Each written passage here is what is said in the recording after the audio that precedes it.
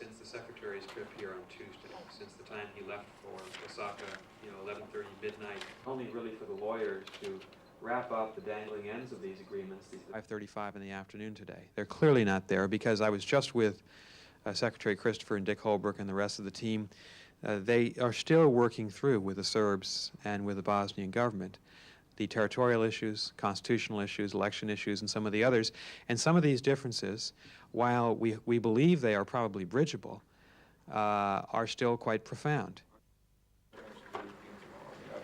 I'm very glad to mention the Europeans. Carl Bildt and Igor Ivanov are the co-sponsors of these talks. And we have decided to accelerate the pace of these talks, to intensify the pace of these talks so that we can help the parties make peace. And I think it's very fair to say that these talks remain balanced on a knife's edge. Mr.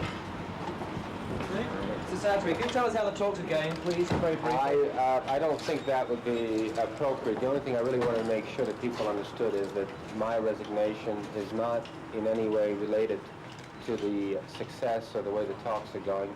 I want to make sure it's understood that it is one of the things that's expected from the success of the talks. In order for the Federation to succeed, either the Prime Minister or the Foreign Minister needed to be a Croat.